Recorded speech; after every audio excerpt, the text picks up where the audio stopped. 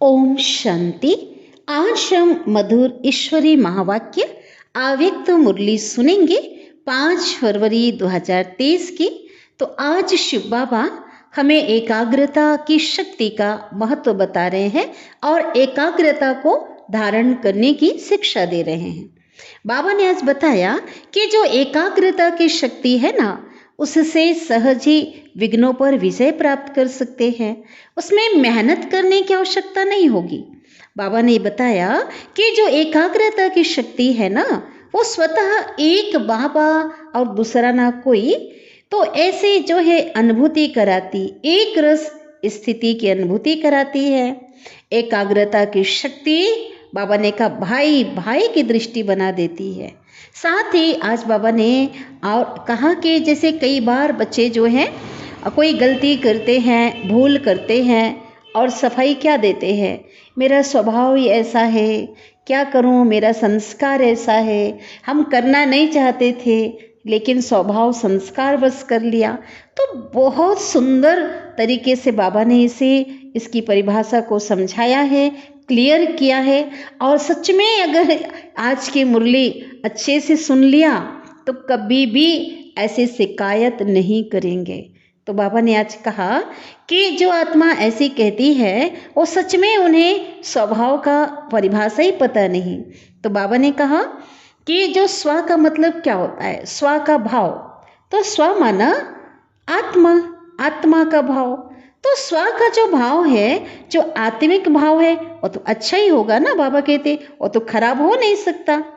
तो साथ ही साथ बाबा ने कहा कि जब भी स्व शब्द यूज करते हो ना, स्वभाव, तो स्वयं का जो आत्मिक जो है, जो भाव याद आना चाहिए। आत्मिक गुणों की स्मृति आप बच्चों को होनी चाहिए जो श्रेष्ठता के हैं। तो इसे साथ ही साथ बाबा ने कहा, और कई बच्चे जब संस्कार की बात करते हैं तो बाबा ने कहा जब संस्कार की बात करते हो तो आप बच्चों को कौन सा संस्कार, वो अनादि संस्कार, जो बाबा के संस्कार हैं, वो आप बच्चों के श्रेष्ठ संस्कार, उसे याद करो। और आदि संस्कार, जब देव आत्माओं के संस्कार, आप जब देवता थे वो आपके संस्कार हैं। और अभी जो आप बाबा कहते हैं, जो संस्कार की बात करते हो ना, जिसके वशीभूत हो जाते हो, वो आपके संस्कार नहीं हैं। बाबा ने कहा वो माया के संस्कार हैं। इसलिए बाबा ने कहा अब जो है अपने जो श्रेष्ठ जो स्वभाव और संस्कार में स्थित होकर आप बच्चों को कार्य करना है। बाबा आज रॉकेट का बाबा एग्जाम्पल दे रहे थे कि जो रॉकेट है वो आकर्षण की सीमा, धरती की में आकर्षण जो शक्ति होती है, वो आकर्षण से जब बाहर निकलती है तब उड़ती, स्पेस में जाती है। इसी प्रकार बाबा कहते आप बच्चे भी अगर यहाँ के आकर्षण में रहेंगे तो बाप के पास जा नहीं सकेंगे, बाप समान बन नहीं सकेंगे, उड़ नहीं सकेंगे। इसलिए बाबा कहते कुछ भी इस धरती का कुछ भी आकर्षण आप बच्चों के अंदर नहीं होना चाहिए। देह की दुनिया, संबंध, व्यक्ति, पदार्थ, इन सभी आकर्षण से जब बाबा कहते परे होंगे तभी आप उड़ सकेंगे, उड़ती कला में जा सकेंगे। साथ ही बाबा ने कहा कि जैसे एरोप्लेन उड़ता है तो उसमें जो पेट्रोल यूज की जाती है ना, वो बहुत डबल रिफाइन होती है ना, तभी वो उड़ती है ऊपर। लेकिन अगर उसमें थोड़ा कचरा आ जाता है, हाँ, तो बाबा कहते फिर उड़ नहीं सकती है ना, दुर्घटना हो जाती है, जो भी होता है। तो बाबा ने कहा इसी प्रकार से आप बच्चों को भी डबल लाइट रहना है, अर्थात किसी भी प्रकार का अंदर बोझ ना हो। तो अभी हम विस्तार से सुनते हैं आज के ईश्वरी महावाक्य को।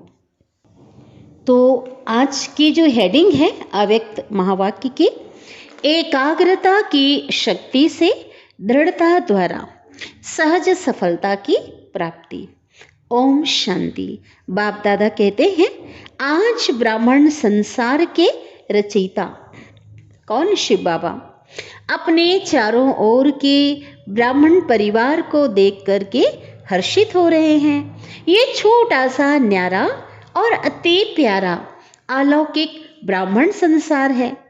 सारे ड्रामा में अति श्रेष्ठ संसार है ना, दैवी जो संसार होगा, जो परिवार होगा, बाबा कहते हैं उससे भी श्रेष्ठ है, क्योंकि भगवान का परिवार है।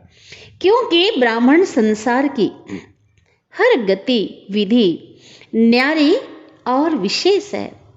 इस ब्राह्मण संसार में ब्राह्मण आत्माएं भी विश्व में से विशेष आत्माएं हैं। कितनी बड़ी बात बाबा ने कही, कितना नशा हम बाबा के बच्चों को होना चाहिए। भगवान ने कहा कि पूरे विश्व में से भी अभी जो ब्राह्मण आत्माएं, संगम युगी जो ब्राह्मण आत्माएं हैं, ये बहुत विशेष हैं।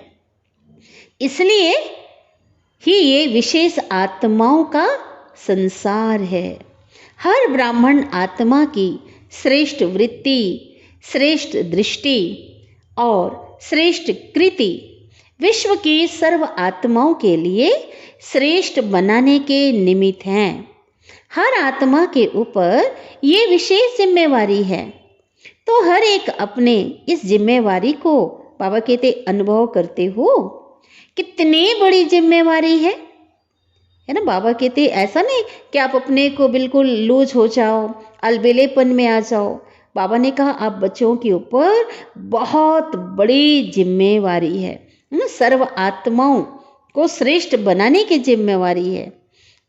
तो ये बाबा कहते संगम युगी हर ब्राह्मण आत्मा के लिए ये जिम्मेवारी है।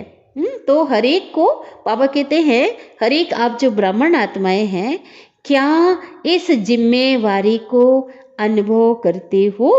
पूछा बाबा ने।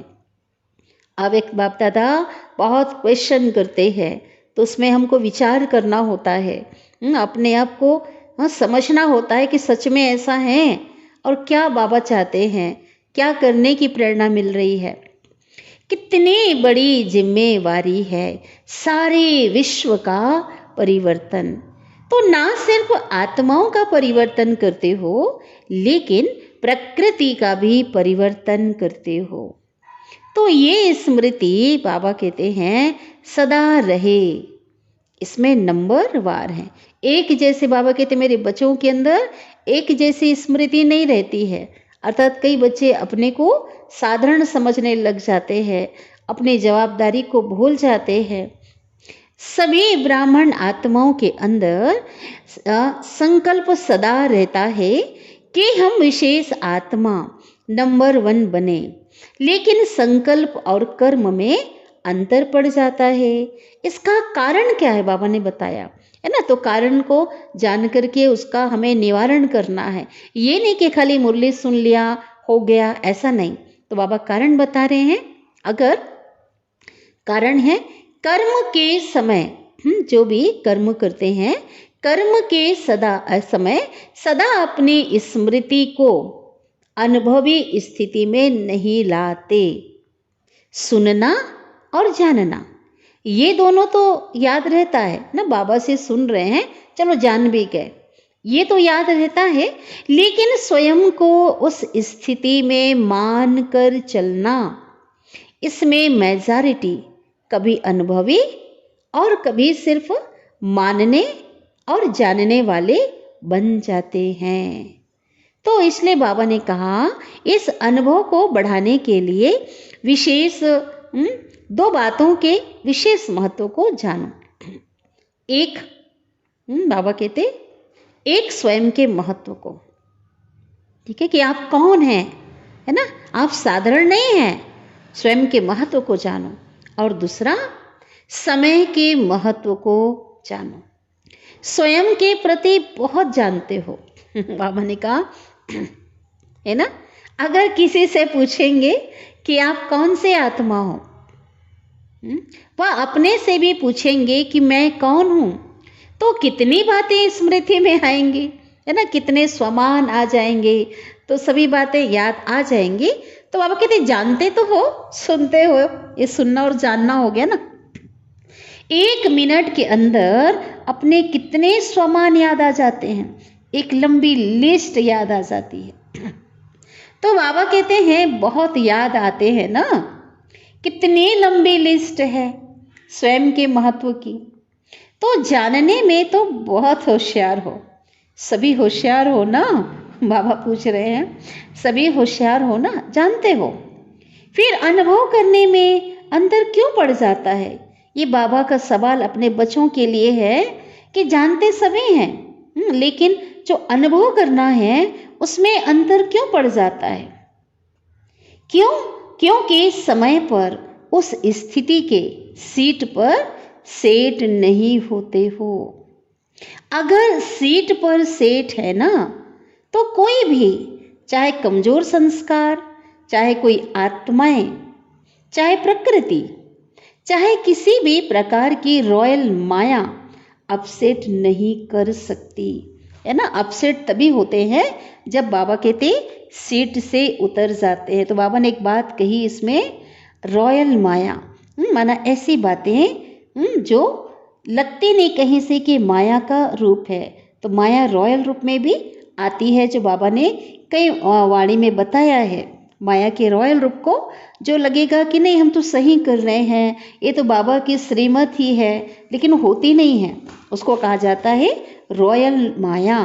तो वर्तमान समय माया का रॉयल रूप भी बच्चों को क्या कर रहा है, वार कर रहा है।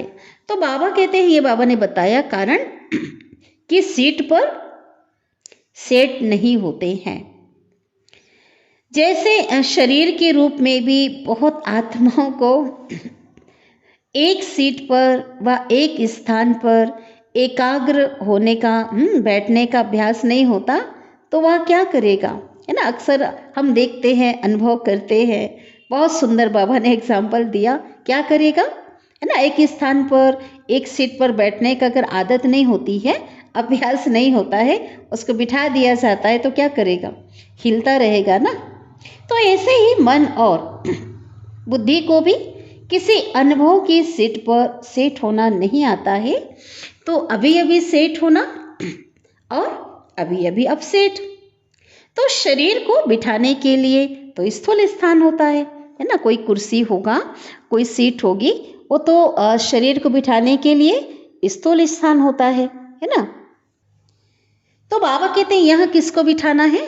बाबा जो बिठाने की बात कर रहे हैं वो है मन और बुद्धि को बिठाना के लिए। तो इसके लिए कौन सा स्थान है? बाबा कहते वो तो चलो शरीर की बात हो गई। तो मन और बुद्धि को बिठाने के लिए श्रेष्ठ स्थितियों का आसन है। तो बाप दादा बच्चों का ये खेल देखते रहते हैं। कौन सा खेल? बाबा सब देखता है।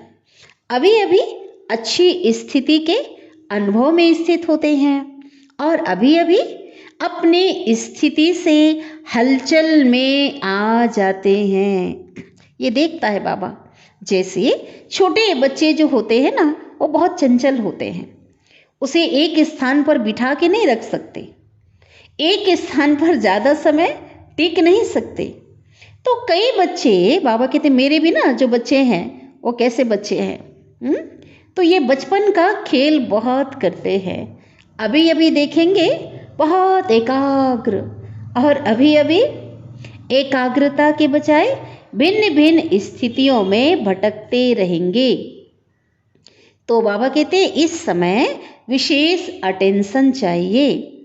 मन और बुद्धि सदा एकाग्र रहे। एकाग्रता की जो शक्ति है वो सहज निर्विघ्न बना देती है ना। बाबा ने कहा इस अभ्यास को बढ़ाओ। एकाग्रता ऐसा नहीं कि एक ही बार में, एक ही दिन में एकाग्रता की शक्ति आ जाएगी, ऐसा नहीं है। एकाग्रता का अभ्यास करना पड़ेगा बार बार। तो बाबा ने कहा जो एकाग्रता की शक्ति होगी ना, वो सहज निर्विघ्न बना देगी। मेहनत करने की आवश्यकता नहीं होगी। एकाग्रता की शक्ति स्वतः एक बाबा दूसरा ना कोई, ये अनुभूति सदा कराती है। एकाग्रता की शक्ति सहज एक रस स्थिति बनाती है। एकाग्रता की बाबा महत्व बता रहे हैं। एकाग्रता की जो शक्ति है वो सदा सर्वप्रति एक ही कल्याण की वृत्ति सहज बनाती है। एकाग्रता की शक्ति सर्वप्रति भाई भाई की दृष्टि स्वतः बना देती है। एकाग्रता की शक्ति हर आत्मा के संबंध में स्नेह, सम्मान, स्वमान के कर्म सहज अनुभव कराती है। क्या क्या? एकाग्रता शक्ति। हर आत्मा, कोई भी आत्मा हो, उनके संबंध में स्नेह, सम्मान, स्वमान के जो कर्म है वो सहज अनुभव कराती है। तो बाबा ने पूछा कि अभी क्या करना है? ये तो बाबा ने महत्व बताया। क्या अटेंशन देना है? दूसरा प्रश्न बाबा ने क्वेश्चन किया। एक तो क्या करना है, ये तो सुनाया बाबा ने, और बच्चों से पूछा और क्या अटेंशन देना है? एकाग्रता। स्थित होते हो, अनुभव भी करते हो, लेकिन एकाग्र अनुभवी नहीं होते। कभी श्रेष्ठ अनुभव में, कभी मध्यम में, कभी साधारण में, तीनों में चक्कर लगाते रहते हो। बाबा ने कहा ना, छोटे बच्चे कभी उठ गए, कभी बैठ गए, कभी दौड़ रहे हैं, कभी सो गए। एक जैसे स्टेज में जो है उसको नहीं बिठा सकते। ऐसे बाबा कहते हैं जो बच्चे हैं ना वो क्या करते हैं कि कभी बहुत ऊंचा श्रेष्ठ अनुभव करेंगे, कभी धीमा हो जाएगा, मध्यम, और कभी एकदम साधारण। तो बाबा कहते हैं एक रस नहीं होती उनकी स्थिति, तीनों में चक्कर लगाते रहते हैं। लेकिन बाबा चाहते हैं कि सदा एक ही श्रेष्ठ स्थिति में स्थिति का अनुभव करें। ये बाबा चाहते हैं, है ना, साधारण और मध्यम ना हो, इतना समर्थ बनो। ये बाबा की शुभ भावना हम बच्चों के प्रति, बाबा की चाहना जो बाबा चाहते हैं हम बच्चों से, कि इतना समर्थ बनो जो मन बुद्धि सदा आपके ऑर्डर अनुसार चले। बाबा कहते ऐसा नहीं कि हम चाहते नहीं थे, ऐसा मन ने कर दिया, बुद्धि ने ऐसा किया। बाबा कहते ये नहीं बाबा सुनना चाहते हैं। बाबा की ये शुभ भावना है। स्वप्न में भी बाबा कहते मन बुद्धि स्वप्न में भी सेकेंड मात्र भी हलचल में नहीं आए, ऑर्डर में रहे। मन मालिक को परवश नहीं बनाए, बल्कि मालिक के अनुसार चले। तो जो बाबा कहते परवश क्या है, इसको भी क्लियर किया। कैसे जानेंगे कि हमें जो हम परवश है ना, हम मालिक जो आत्मा है परवश है। बाबा ने बताया जो परवश जो आत्मा की निशानी है, उस आत्मा को उतना समय जिस समय वो अधीन है ना, मन और बुद्धि के अधीन है, मालिक जो है किसी के गुलाम है, तो क्या होगा, उस आत्मा को उतना समय सुख, चैन, आनंद की अनुभूति चाहते हुए भी नहीं होगी। कितना कोशिश कर ले लेकिन नहीं हो सकती। तो ब्राह्मण आत्मा कभी किसी के परवश नहीं हो सकती। अपने कमजोर स्वभाव और संस्कार के वश भी नहीं। वास्तव में स्वभाव शब्द का अर्थ है स्व का भाव। स्व का भाव तो अच्छा होता है ना, खराब नहीं होता। स्व कहने से क्या याद आता है? आत्मिक स्वरूप याद आता है ना। तो स्वभाव अर्थात स्वप्रति व सर्व प्रति आत्मिक भाव हो। जब भी कमजोरी वश सोचते हो, है ना, बाबा ने क्या बताया, स्वभाव कहने से स्व का जो भाव होता है ना, आत्मिक भाव जो होता है, स्व का भाव, वो कभी खराब नहीं होता, वो तो सदैव अच्छा होगा। तो स्व कहने से क्या याद आता है, पूछा बाबा ने। आत्मिक स्वरूप याद आता है ना। तो स्वभाव अर्थात स्व प्रति और सर्व प्रति आत्मिक भाव हो, पवित्र भाव हो, श्रेष्ठ भाव। तो जब भी कमजोरी वश सोचते हो ना कि मेरा स्वभाव व मेरा संस्कार ही ऐसा है, क्या करूं, है ही ऐसा, तो बाबा पूछते हैं ये कौन सी आत्मा बोलती है? यह शब्द व संकल्प परवश आत्मा के हैं। तो जब बाबा कहते हैं जब भी यह संकल्प आए कि स्वभाव ऐसा है, उस समय स्व के श्रेष्ठ अर्थ में, है ना, स्वभाव के श्रेष्ठ अर्थ में टिक जाओ। बहुत सुंदर ये पॉइंट है। हाँ, बहुत अच्छे से इसमें बहुत पुरुषार्थ बहुत ऊंचा जा सकता है। तो जब भी ऐसा कोई कहे तो बाबा कहते उसके श्रेष्ठ अर्थ में टिक जाओ। संस्कार, अब बाबा कहते हैं अब जब संस्कार की बात आती है तो संस्कार, तो संस्कार क्या है? संस्कार अगर आता है ना तो मेरा संस्कार, तो सोचो क्या मुझ विशेष आत्मा के यही संस्कार है? कोई अगर कहता है कमजोरी का, है ना, कमजोरी का भाव अगर किसी के अंदर आए और ये बोल निकले कि क्या करूं, मेरा संस्कार ऐसा है, जब ऐसी बात आती है उस समय बाबा ने कहा सोचो कि मैं तो विशेष आत्मा हूं, है ना। बाबा ने कहा ना पूरे विश्व में आप आत्माएं, आप ब्राह्मण आत्माएं, संगम योगी बहुत विशेष हो। तो उस समय सोचो कि क्या मुझ विशेष आत्मा के यही संस्कार है? तो जिसको मेरा संस्कार कह रहे हो, मेरा कहते हो, तो कमजोर संस्कार भी जो है ना वो मेरापन के कारण छोड़ते नहीं हैं, क्योंकि ये नियम है। जहाँ मेरापन होता है ना वहाँ अपनापन होता है, और जहाँ अपनापन होता है ना वहाँ अधिकार होता है। तो कमजोर संस्कार को मेरा बना लिया तो वो अपना अधिकार छोड़ते नहीं हैं। इसलिए परवश होकर बाप के आगे अर्जी डालते रहते हो ना। क्या करते हैं बच्चे? गलती करते हैं, बाबा के बच्चे गलती करते हैं और क्या करते हैं? जो कमजोर संस्कार को मेरा कहते हैं और वो संस्कार तो छोड़ता नहीं, वो भी अपना समझता है। और कमजोर संस्कार को मेरा बना लिया तो अपना कमजोर संस्कार भी अपना अधिकार जताते हैं, छोड़ते नहीं हैं। इसलिए बाबा के बच्चे, बाबा कहते मेरे बच्चे क्या करते? परवश होकर के बाप के आगे अर्जी डालते रहते हो ना, छुड़ाओ छुड़ाओ। तो बाबा को हंसी आएगी नहीं आएगी? तो संस्कार शब्द कहते याद करो कि अनादि संस्कार, मेरा संस्कार जो असली संस्कार है वो कौन सा है? अनादि संस्कार। जब परम धाम में हम बाबा के पास थे, कितने पवित्र, कितने श्रेष्ठ। और फिर बाबा कहते आदि संस्कार, हम हमारी देवताई संस्कार, हम जब देवता थे तो कितने सर्वगुण संपन्न, 16 कला संपूर्ण थे, कितना दिव्य संस्कार था। तो वो संस्कार ही मेरा है, ये मेरे संस्कार नहीं है। बाबा पक्का करा रहे हैं ये माया के संस्कार हैं।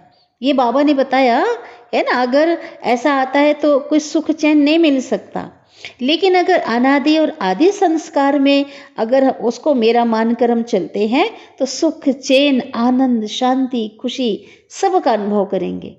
तो इसलिए बाबा ने कहा वो माया के जो संस्कार है ना तो उसे क्या करो, उसे छोड़ना है, उसे अपनाना नहीं है, ये मेरे नहीं है।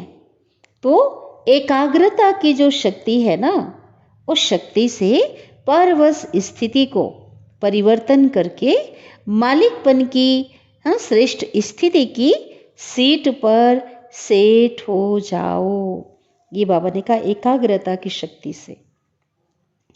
योग में भी बैठते हैं, बैठते तो सभी रुचि से हैं, लेकिन जितना समय जिस स्थिति में स्थित होना चाहते हैं उतना समय एकाग्र स्थिति रहे उसकी आवश्यकता है। ठीक है, बाबा कहते हैं जितना देर भी बैठे उतने समय तक मन और बुद्धि की एकाग्रता रहे। तो क्या करना है, किस बात को अंडरलाइन करना है? किस बात को करना है? एकाग्रता। एकाग्रता में ही दृढ़ता होती है ना, और जहाँ दृढ़ता है वहाँ सफलता गले का हार है। अच्छा, चारों ओर के अलौकिक ब्राह्मण संसार की विशेष आत्माओं को सदा श्रेष्ठ स्थिति के अनुभव की सीट पर सेट रहने वाली आत्माओं को सदा स्वयं के महत्व को अनुभव करने वाले, सदा एकाग्रता की शक्ति से मन बुद्धि को एकाग्र करने वाले, सदा एकाग्रता की शक्ति से ही दृढ़ता द्वारा सहज सफलता प्राप्त करने वाले, सर्वश्रेष्ठ, सर्वविशेष, सर्व स्नेही आत्माओं को बाप दादा का याद, प्यार और नमस्ते। और हम रूहानी बच्चों की भी रूहानी माता पिता बाप दादा को याद, प्यार, गुड मॉर्निंग और नमस्ते। शुक्रिया बाबा, शुक्रिया आपका दिल से पद्मा पदम गुना शुक्रिया। अव्यक्त बाप दादा की पर्सनल मुलाकात। उड़ती कला में जाने के लिए डबल लाइट बनो। कोई भी आकर्षण आकर्षित ना करे। ठीक है, इसके ऊपर बाबा ने बहुत प्यारा समझाया है। बाबा पूछते हैं, सभी अपने को वर्तमान समय के प्रमाण तीव्र गति से उड़ने वाले अनुभव करते हो? पूछा बाबा ने। वर्तमान जैसे कैसे? वर्तमान समय बहुत तेज गति से दौड़ रहा है, बहुत फास्ट गति से चल रहा है और समय बहुत कम है ना। बहुत गई थोड़ी रही और थोड़ी भी थोड़ी। तो बाबा पूछते हैं, इसी समय प्रमाण क्या आपके जो पुरुषार्थ की गति है? क्योंकि समय की गति तो तीव्र है। बाबा पूछते, समय की गति तीव्र है व आत्माओं की पुरुषार्थ की गति तीव्र है। क्या है? पूछा बाबा ने। तो हर एक को अपने आप पर क्या करना है? चेक करना है। समय आपके पीछे पीछे है या आप समय के प्रमाण चल रहे हो? ये बाबा कहते। होना क्या है? बाबा कहते समय आपके पीछे रहे, समय के साथ साथ नहीं चलना है। यहाँ समय के इंतजार में तो नहीं होना कि अंत में सब ठीक हो जाएगा, संपूर्ण हो जाएंगे। तो बाबा कहते हैं बाप समान हो जाएंगे। ऐसे तो नहीं सोच रहे हो? ऐसे तो नहीं है ना, क्योंकि ड्रामा के हिसाब से वर्तमान समय बहुत तीव्र गति से जा रहा है। हम सभी देख रहे हैं, अनुभव कर रहे हैं, बहुत फास्ट और अति में जा रहा है ना। तमो प्रधानता की क्या है? अति है, हर बात की अति है। जो कल था उससे आज और अति में जा रहा है, ये तो जानते हो ना? पूछा बाबा ने। जैसे समय अति में जा रहा है, ऐसे आप श्रेष्ठ आत्माएं भी पुरुषार्थ में अति तीव्र अर्थात फास्ट गति से जा रहे हो। पूछा बाबा ने। ये सबको अपने को पर्सनल अपने आप को देखना है, चेक करना है। क्योंकि जो ओटे सोर सुन। तो बाबा ने कहा कि कभी ढीले और कभी तेज। क्या है? ऐसे नहीं कि नीचे आकर के फिर ऊपर जाओ। नीचे ऊपर होने वाले की जो गति है, कभी एक रस फास्ट नहीं हो सकती। तो सदा सर्व बातों में श्रेष्ठ है ना। सर्व बातों में माना सोचना, देखना, बोलना, करना, संबंध, संपर्क, ये सभी बातों में वह तीव्र गति से उड़ने वाले हो ना। वैसे गायन है ना, चढ़ती कला सर्व का भला। बाबा कहते, क्या कहते? ऐसा गायन था ना, चढ़ती कला तेरे भाने सर्व का भला। अगर आप चढ़ते हो, आप ऊंचे जाते हो, आप श्रेष्ठ बनते हो, तो आपके पीछे सबका भला हो जाएगा, है ना। लेकिन अभी क्या कहेंगे? बाबा कहते अभी चढ़ती कला का समय भी चला गया। अभी तो है माना धीरे गति नहीं होनी चाहिए। अब के हिसाब से बाबा ने चेंज कर दिया इस स्लोगन को, इस वाक्य को। अभी तक हमने यही सुना था ना, उड़ती कला तेरे भाने सर्व का भला। अभी चढ़ती कला का समय भी समाप्त हुआ। अभी तो उड़ती कला का समय है ना। बहुत फास्ट पुरुषार्थ करना है। तभी सबका, स्वयं के साथ सर्व का कल्याण हो सकता है, भला हो सकता है। तो उड़ती कला के समय कोई चढ़ती कला से पहुंचना चाहे तो क्या पहुंच सकेगा? आप कहते नहीं ना। अगर समय बहुत कम है, उस समय क्या करना पड़ेगा? चलना नहीं पड़ेगा, दौड़ना पड़ेगा ना। फास्ट गति, अपनी गति को तेज करनी होगी, इसको बाबा ने कहा। फिर तो नहीं पहुंच पाएगा, है ना। उड़ती कला के समय कोई चढ़ती कला में पहुंचना चाहे तो नहीं पहुंच सकेगा। तो सदा उड़ती कला वाले हो। अब बाबा ने उड़ती कला की निशानी बताया। अब कैसे चेक करें कि हम उड़ती कला वाले हैं या नहीं?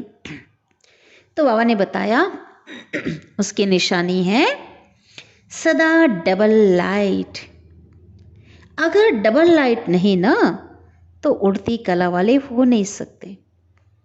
एक तो देभान से परे लाइट समझना, और दूसरा लाइट है हल्के रहना, कोई भी बोझ ना हो। तो थोड़ा भी अगर बोझ है ना तो थोड़ा भी बोझ नीचे ले आता है। जैसे प्लेन में जाते, एरोप्लेन में जाते ना, हवाई जहाज में उड़ते हैं, अगर मशीनरी में, पेट्रोल में जरा भी कचरा आ गया तो क्या हालत होती है? बाबा ने कहा प्लेन उड़ नहीं सकेगा, उड़ान भर नहीं सकेगी, है ना। उड़ती कला से गिरती कला में आ जाता है। इसलिए एरोप्लेन का जो पेट्रोल होता है ना, डबल रिफाइन होता है, बिल्कुल कुछ भी कचरा नहीं। तो ऐसे बाबा कह रहे हैं। तो यहाँ तो अगर किसी भी प्रकार का बोझ है, चाहे अपने संस्कारों का, चाहे वायुमंडल बनाए ना, तमोगुणी वायुमंडल है उसका बोझ, चाहे किसी आत्मा के संबंध संपर्क का कोई भी बोझ है, तो उड़ती कला से हलचल में आ जाता है। कहेंगे, फिर क्या कहेंगे? वैसे तो मैं ठीक हूँ, लेकिन ये कारण है ना, इसलिए ये संस्कार का कोई कारण बताएंगे। व्यक्ति का, वायुमंडल का बंधन है। किसको कहेंगे, दोष देंगे? कोई व्यक्ति के कारण ऐसा हो गया ना, मैं तो ठीक हूँ लेकिन इस व्यक्ति के कारण ऐसा है, या ऐसा संस्कार के कारण है, वायुमंडल है।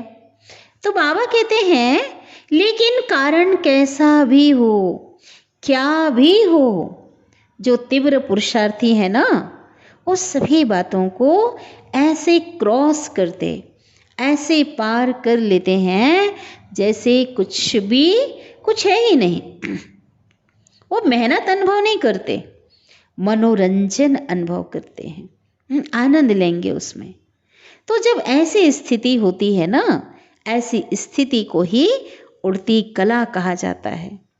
तो उड़ती कला है, या कभी कभी नीचे आने का, चक्कर लगाने का दिल हो जाता है। बाबा कहते इस दुनिया का उड़ती कला, ऊंचे पुरुषार्थ में उड़ते हुए कभी कभी इस पुरानी दुनिया है ना, देवभान में आकर बाबा कहते चक्कर लगाने का दिल हो जाता है। ऐसा तो नहीं, कहीं भी लगाव नहीं हो, ना खुद के देह से, ना किसी देहधारी से, ना किसी वस्तु से, कहीं भी नहीं।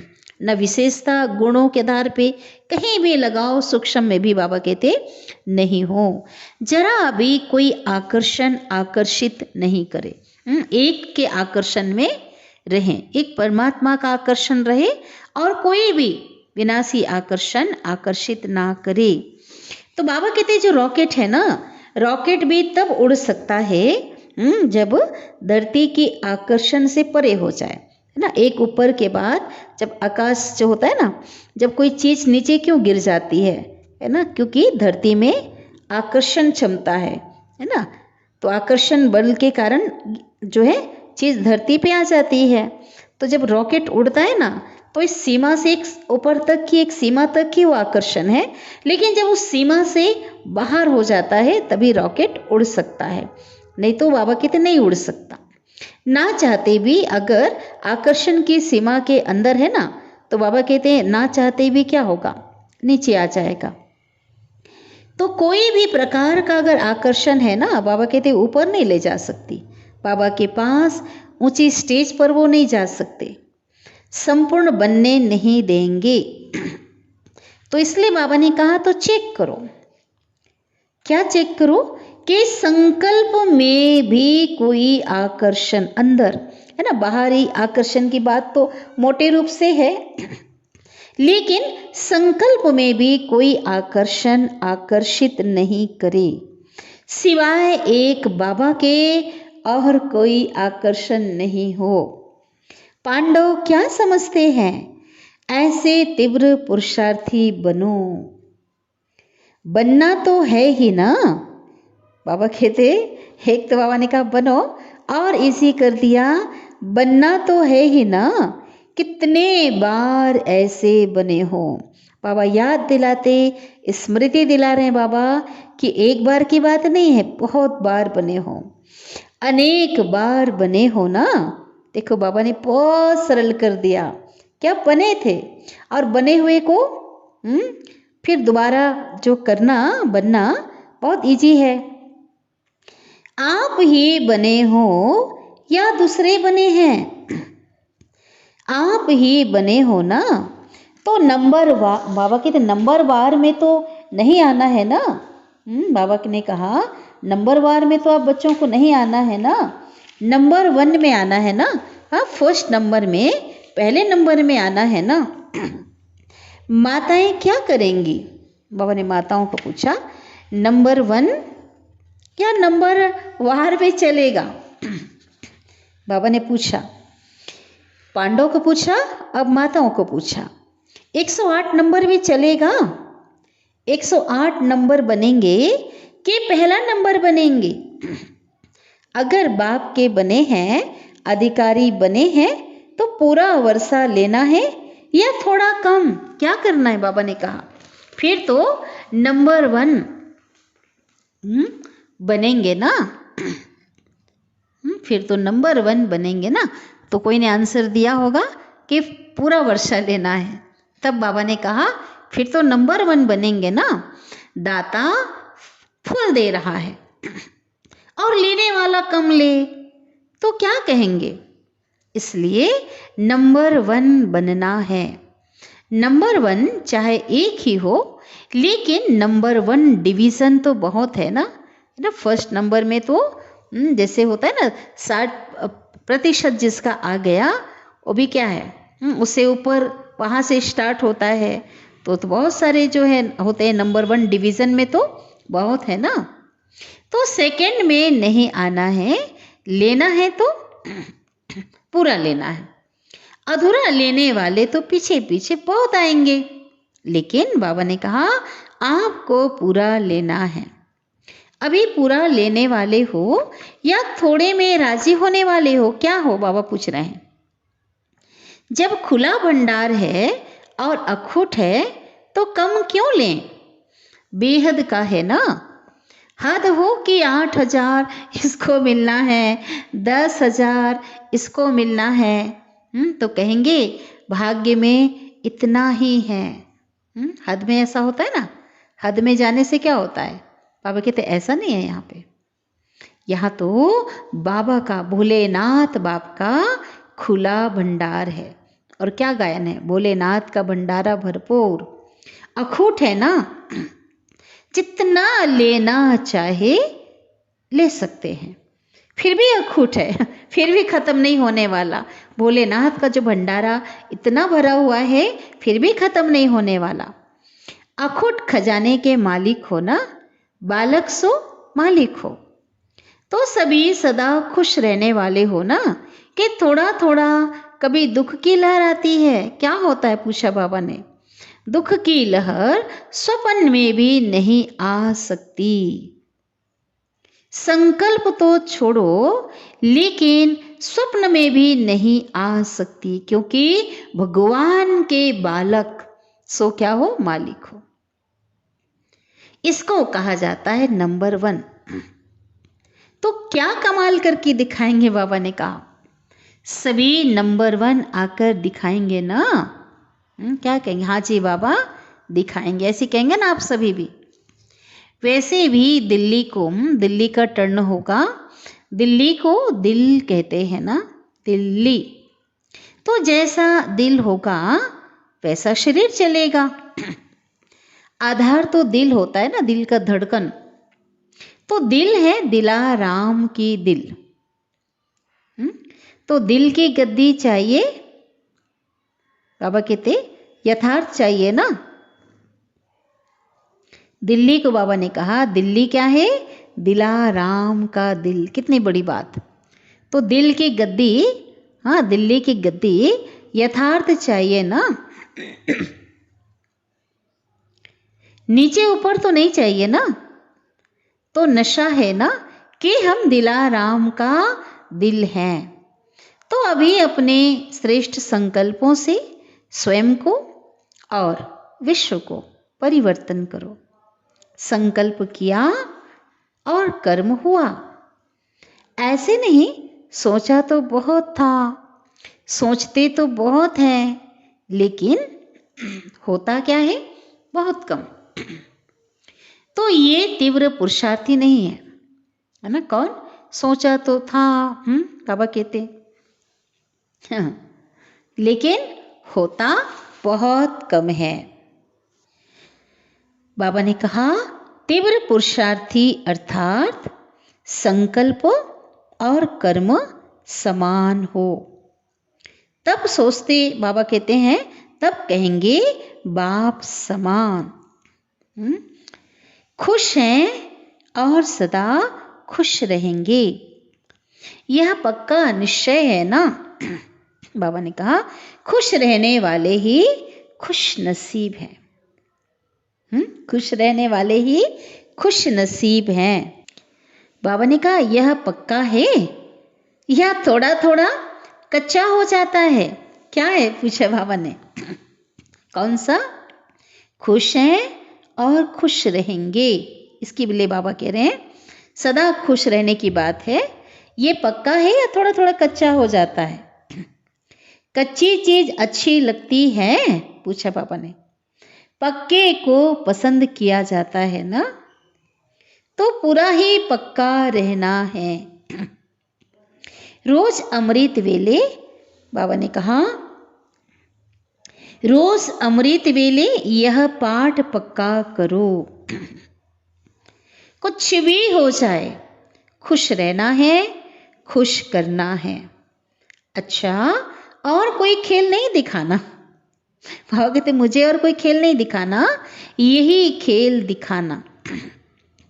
और खेल नहीं करना। बच्चे हैं तो खेल तो करेंगे ना, लेकिन बाबा कहते और खेल करने के लिए छुट्टी है, लेकिन ये खेल नहीं करना। बाबा को जो खेल अच्छा रहता है ना, वो खेल दिखाना है। अच्छा, सदगुरु बाबा वरदान दे रहे हैं। भाग्य और भाग्य विधाता बाप की स्मृति में रह, भाग्य बांटने वाले फ्राक दिल महादानी भव। एक बार फिर से, भाग्य और भाग्य विधाता बाप की स्मृति में रह। कौन है भाग्य विधाता? शिव बाबा है। भाग्य बांटने वाले फ्राक दिल महादानी भव, है ना। जो कंजूसी नहीं करते ना, बड़े दिल से जो बांटते हैं उसे फ्राक दिल कहते हैं। विस्तार है, भाग्य विधाता बाप और भाग्य दोनों ही याद रहे, तब औरों को भी भाग्यवान बनाने का उमंग उत्साह रहेगा।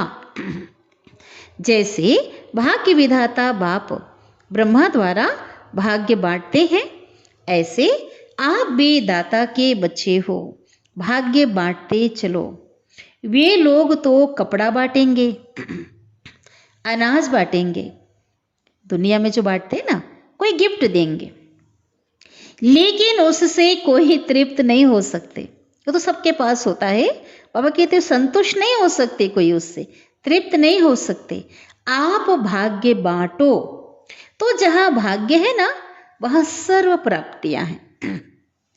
तो ऐसे भाग्य बांटने में फ्राक दिल श्रेष्ठ महादानी बनो, सदा देते रहो। बाबा ने अखोट खजाना हम बच्चों को दिया है, भाग्य विधाता ने, और खुली छुट्टी दी है। बांटो बांटो, क्योंकि ख़त्म नहीं होना है।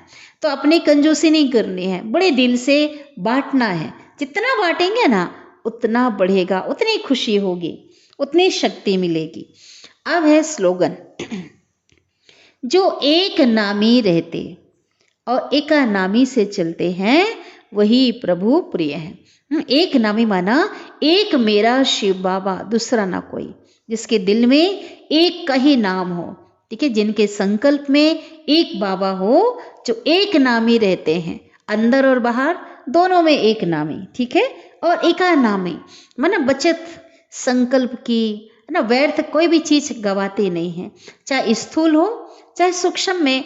जो खजाना हमें संगम युग में मिला है ना, समय भी खजाना है, संकल्प भी, श्वास भी खजाना है, हमारे बोल ये भी खजाना है, साथ ही स्थूल जो धन है ये भी खजाना है। तो इन खजानों को जितनी आवश्यकता है ना, हम उस अनुसार हम यूज़ करते हैं, उसकी भी बचत करते हैं ना। तो ऐसे जो आत्माएं हैं, ऐसे बच्चे हैं, वो भगवान के क्या हैं, प्रिय हैं। तो बहुत मीठी, बहुत प्यारी बाबा की वाणी चली है। अच्छा, ओम शांति।